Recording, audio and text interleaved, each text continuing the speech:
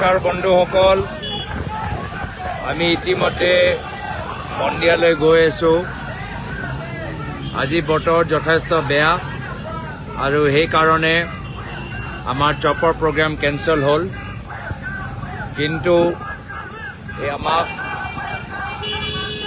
মন্দিয়ালৈ এটা বিশাল bike rally আমাক আগুৱাই লৈ গৈছে।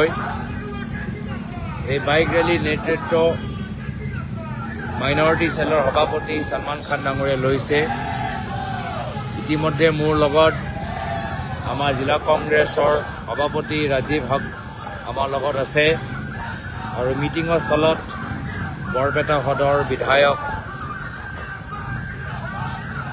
আব্দুল ৰহিম আহমেদ ডাঙৰীয়া আছে।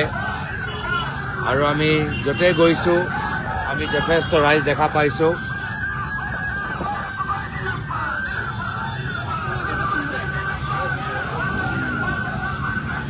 আৰু মই যিমান খবৰ পাইছোঁ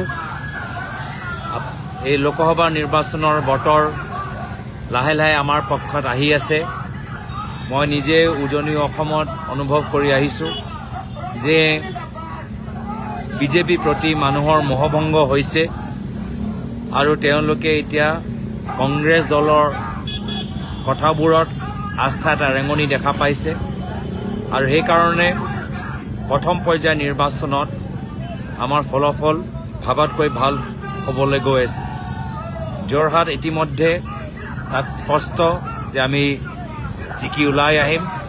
লগে লগে মই খবৰ পাইছোঁ যে ডিব্ৰুগড় কাজিৰঙা এই দুয়োটা লোকসভা সমষ্টি শেষৰ ফালে মানুহে আমাৰ কংগ্ৰেছ দল যথেষ্ট আমাক সঁহাৰি জনাইছে।